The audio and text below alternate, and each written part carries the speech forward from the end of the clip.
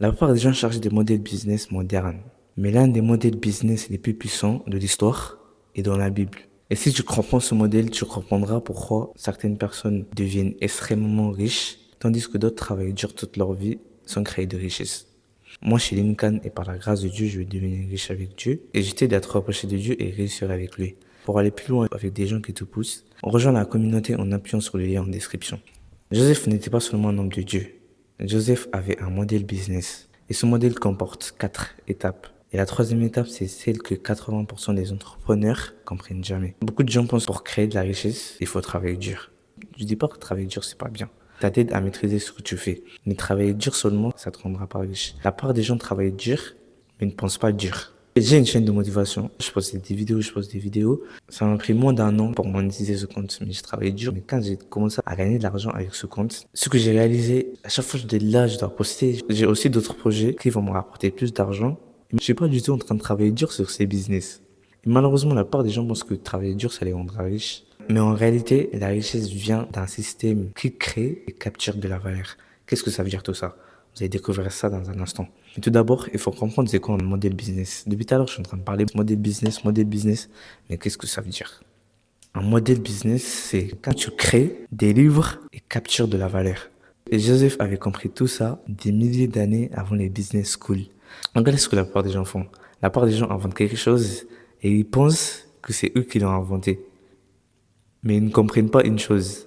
Il y a un livre que j'ai lu, ça disait, les gens de la classe moyenne utilisent leur argent pour prouver aux autres qu'ils ont de l'argent, alors qu'en réalité, ils n'ont pas assez d'argent. Puis j'ai découvert qu'en réalité, c'était dans la Bible. Je lisais Proverbes, boum, d'un coup, je tombe sur un verset. Écoutez ce que le verset dit. Le verset dit, l'un fait le riche, mais n'a rien. Et l'autre fait le pauvre et a des grands biens. Et c'est là où j'ai réalisé une chose. Tout ce que les gens racontent, et ça marche, c'est déjà dans la Bible. Mais la plupart des gens écrivent quelque chose ou inventent quelque chose et ils pensent que c'est eux qui l'ont inventé. Alors qu'en réalité, ils attrapent juste la Bible. La Bible est vraiment tellement en avance qu'à chaque fois qu'on découvre quelque chose, on est juste en train de rattraper la Bible. La Bible est déjà en avance. Nous, on apprend juste. Mais regardons la première étape du modèle business de Joseph. Pourquoi Joseph? Joseph, j'aime trop Joseph. Vous voulez savoir pourquoi? Quand j'ai commencé à lire l'histoire de Joseph, j'avais 16 ans et j'allais avoir 17 ans. Et vous savez ce qui est incroyable? Et Joseph avait 17 ans. Pas que ça, vous connaissez tous.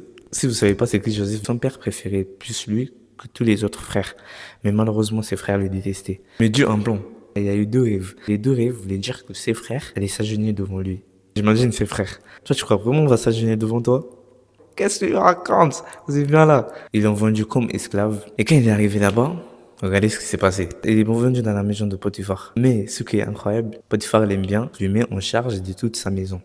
Il y a la femme de Potiphar, Potiphera. Il voulait prendre Joseph pour coucher avec lui. Regardez ce que Joseph a compris. Joseph a compris une chose. J'aimerais que ça soit ma vie. Quand tu crains l'Éternel, tu aimes ce qu'il aime et détestes ce qu'il déteste, Dieu est avec toi et tu réussis dans tout ce que tu fais. Même avant que Salomon écrit recommande ton activité entre les mains de l'Éternel, Joseph appliquait déjà ça. Les gars, je suis pas perdu, je sais qui a contrôle ici. C'est l'Éternel. Même avant que Paul écrit, fuis la luxure, Joseph il fuyait déjà la luxure. Il disait, laisse-moi. Malheureusement, il est parti en prison, mais même en prison, Dieu était avec lui dans tout ce qu'il faisait. Il est devenu chef des prisonniers en prison. Après, à un moment, c'est là où son rêve va vraiment s'accomplir. Mais vous avez vu ce qui s'est passé? Joseph a été jeté dans une fosse, vendu comme un esclave, mis en prison pour quelque chose qu'il n'a pas fait. Mais qu'est-ce qu'il faut comprendre dans ça? La part d'entre nous, nous pensons que quand Dieu nous montre quelque chose, ça va vraiment s'accomplir tout de suite. Regarde ce que Dieu fait. Quand Dieu te donne une vision, il va te préparer pour devenir la personne qui peut gérer ce qu'il va te donner. Les principes sont comme ça, il ne faut pas jouer contre les principes. Les principes sont comment? La perturbation suit toujours l'intention. C'est la raison pour laquelle quand tu veux perdre du poids, t'as pas envie de soulever les poids, t'as pas envie de manger sainement. La plupart d'entre vous disent, mais qu'est-ce qu'il raconte, qu'est-ce qu'il raconte? Même Jésus, quand il s'est fait baptiser, qu'est-ce que la Bible dit? Tout de suite, il a été porté par le Saint-Esprit dans le désert. C'est là où le diable voulait l'attaquer. Perturbation. Quand tu travailles vers quelque chose, quand tu travailles vers tes projets, et tu vois que c'est dur, tu comprends pas vraiment, il y a des choses qui essaient de t'empêcher, c'est ça qui est incroyable. Il faut trouver une source d'illumination. Ça veut dire quoi? Quand tu trouves une source d'illumination, c'est quand tu apprends quelque chose que tu ne savais pas, et ça devient plus facile pour avancer vers tes projets. Maintenant, c'est quoi la première étape, les gars? La première étape, c'est très essentiel. Ça va me rendre riche avec Dieu parce que je suis en train de travailler sur ce business model, les gars. Et vous aussi, si vous appliquez ce business model, vous pouvez devenir riche avec Dieu. Mais c'est quoi la première étape? Première étape, c'est produit.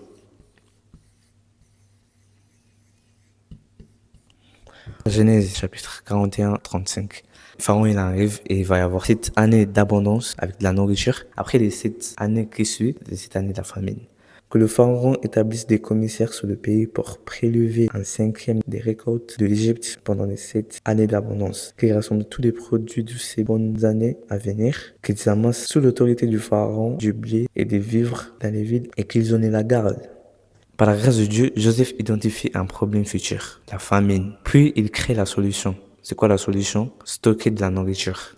Qu'est-ce qu'on comprend? La richesse commence quand tu résous un problème réel. La plupart des gens pensent qu'ils n'ont aucune solution. Mais ils ne regardent pas tous les problèmes qu'ils ont résolus. Ils pensent que si j'ai la solution de ce problème, personne n'a le problème. En réalité, ils ont le problème. Mais le problème est que Joseph ne crée pas un service. Il crée un produit. Pourquoi c'est puissant? Pas un service. Je vais vous expliquer pourquoi c'est puissant.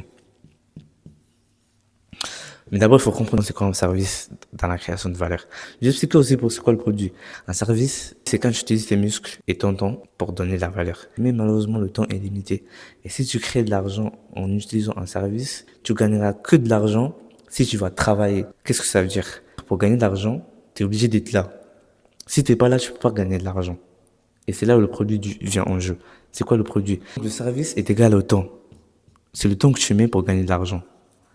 C'est ça le service. Mais c'est quoi le produit? Ce qui est incroyable avec le produit, tu peux gagner de l'argent même quand tu dors. Et c'est là où ça devient incroyable. C'est quelque chose que tu crées pour apporter de la valeur. Ton revenu n'est plus attaché au temps. C'est quoi les exemples d'un produit? On a des livres.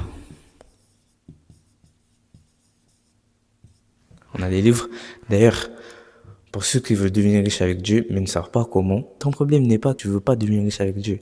Le problème ici, c'est comment je peux devenir riche avec Dieu. J'ai fait un livre et ça t'aide à avoir une bonne mentalité. En réalité, tout le monde qui est devenu riche, avant que l'argent existe dans leurs mains, ils étaient riches dans la tête.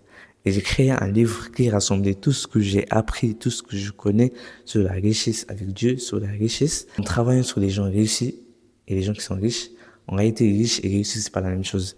Réussi, c'est quand tu rentres dans la paix de Dieu. Vous allez changer de mentalité et devenir riche mentalement. Ça va te faciliter à créer de la richesse. Regarde le lien en description dans une semaine et il y aura le livre. Ça peut être des livres, des vêtements. Vous savez, le mec qui a créé ce t-shirt, il a créé le t-shirt une fois.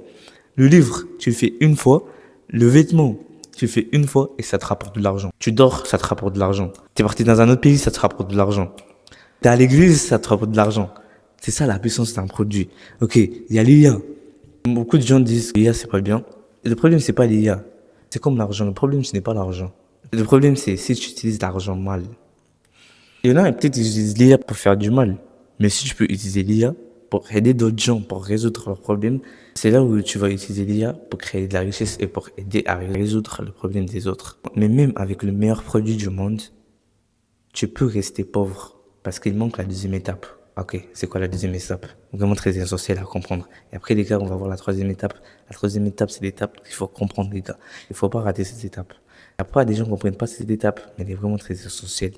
Maintenant qu'on a le produit, maintenant, c'est quoi la deuxième étape? Ok. On va mettre deux. C'est quoi la deuxième étape? La deuxième étape est l'audience.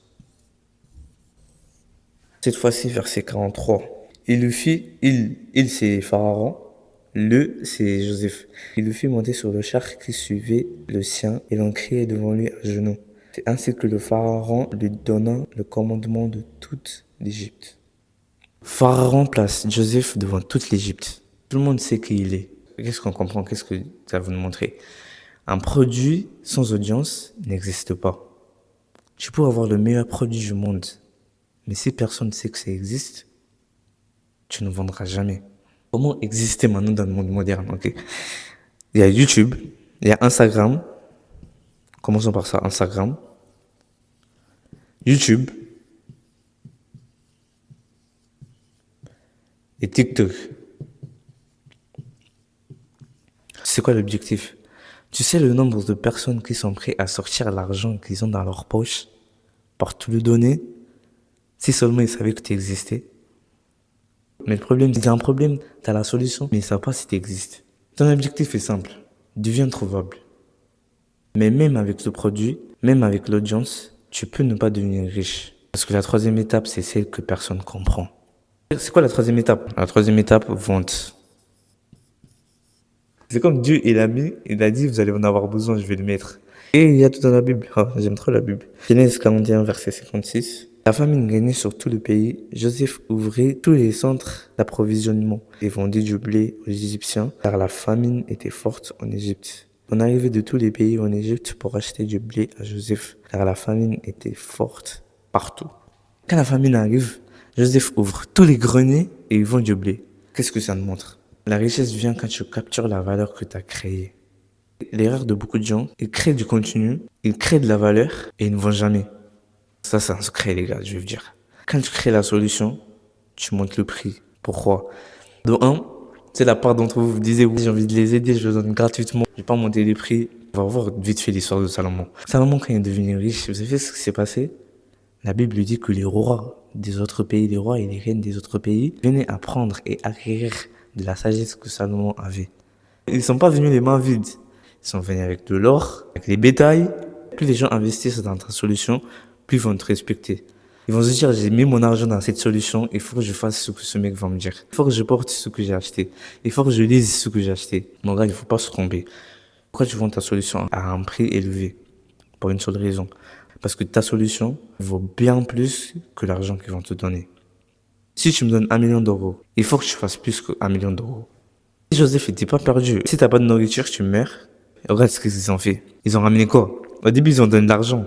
Mais ils ont tellement donné de l'argent et qu'il y avait toujours de la famine, qu'ils avaient plus d'argent. Qu'est-ce que Joseph a fait? Il a dit, donnez-moi votre terre. D'ailleurs, j'ai eu une révélation sur ça, par la grâce de Dieu. Si j'ai le temps, je vais vous expliquer. On va te donner notre terre et donne-moi de la nourriture, on en a vraiment besoin. Après qu'ils avaient plus de terre, ils sont venus en servitude. Joseph a créé une solution qui valait plus que ce que les gens allaient lui donner. Regardez ce que j'ai reçu sur ça. Mais il faut pas oublier, les gars, il y a une quatrième étape. Regardez ce que j'ai réalisé. Joseph est un type de Jésus-Christ. La plupart d'entre nous, nous pensons que pour être sauvé, ça sera par nos actes, par le bien qu'on a fait aux autres, par ce que nous donnons. Mais en réalité, c'est faux. Ils ont donné l'argent. L'argent n'était pas assez pour obtenir la vie. Carrément, ici, la nourriture, si tu n'as pas de nourriture, tu meurs. L'argent n'était pas assez. Ils ont donné la terre, mais la terre aussi n'était pas assez. Jusqu'à ce qu'ils soient partis en servitude. C'est là où c'est passé quelque chose d'incroyable. Joseph leur a dit, tenez, je vous donne chacun et chacune une graine, allez planter cette graine et vous aurez à manger. C'est pas par nos actes que nous sommes sauvés, c'est pas par ce qu'on donne qu'on sera sauvé. Mais c'est jusqu'à ce qu'on comprend que pour être sauvé, on doit tout abandonner, on doit abandonner nos richesses, on doit abandonner ce qu'on pense, ça va nous aider nos actes et céder à Dieu. Je voulais enlever tout le péché par moi-même, mais j'ai pas réussi. À chaque fois, je tombais. Mais Jésus, je donne ma vie à toi. C'est là où seulement je serai sauvé. C'est en ton nom, et c'est par ta grâce que je suis sauvé. Regardez ce qui est incroyable. Après, Joseph leur a donné une graine. Qu'est-ce que ça veut dire? Quand tu acceptes Jésus-Christ comme ton Seigneur et Sauveur, ton but sur cette terre commence à se manifester. C'est là où tu commences à entrer dans la paix de Dieu pour ta vie. Mais Joseph ne s'arrête pas là. Et c'est la quatrième étape qui transforme un business en empire. C'est quoi la quatrième étape? L'expansion.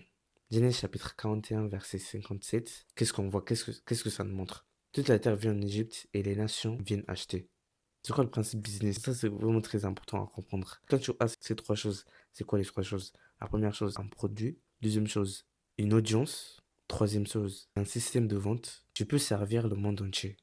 Petit rappel du modèle business de Joseph en 4 étapes. Étape numéro 1, le produit. Le produit résout un vrai problème. Étape numéro 2, l'audience. Les gens veulent avoir ta solution, mais ils ne savent pas si tu existes. Deviens trouvable. Étape numéro 3, la vente. Beaucoup oublient de faire ça.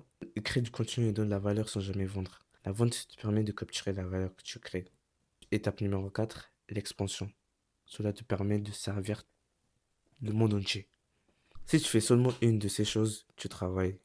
Si tu fais les 4, tu construis la richesse. Dieu merci pour la personne qui regarde cette vidéo. Merci pour toutes les choses que nous traversons, car c'est dans ces situations que tu nous aideras à trouver une solution à beaucoup de problèmes, que la solution que tu donnes à chacun et chacune transforme les gens pour te plaire et servir les autres. Au nom de Jésus-Christ, j'ai prié. Amen.